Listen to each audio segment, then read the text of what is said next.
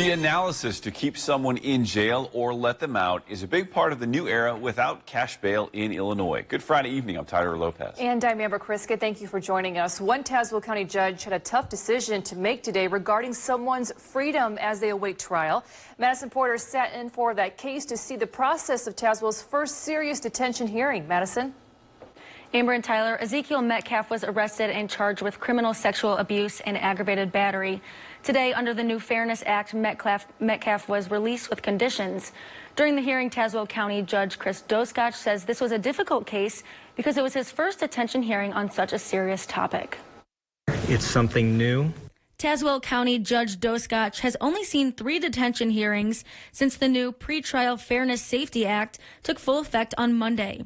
He says the process is basically the same. They're just working through the logistics, making sure defense lawyers have all the reports, getting petitions filed, and getting people heard in a reasonable amount of time.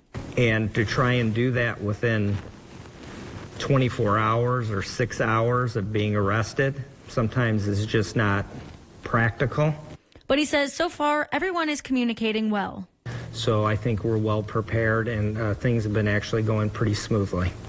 Peoria County Judge Donahue says he's only seen 2 detention hearings since the act went into full effect, whereas he would usually see at least 1 bond hearing every day. The state is being pretty intentional on what cases they're going to try to do detention hearings on. He says it's still tough to determine how the new process is going, but the statute outlines the new law well. The statute's pretty specific on what we have to see in order to detain an individual, and it's an extremely high bar.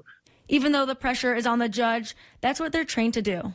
Well, that's part of being a judge, because in the end you have 2 sides, and I don't look at it any differently.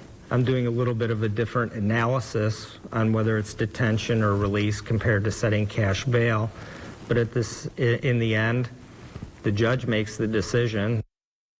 Judge Doskach decided to release Metcalf with conditions because he has no prior criminal history and is not a flight risk. He also no longer works as a door-to-door salesman.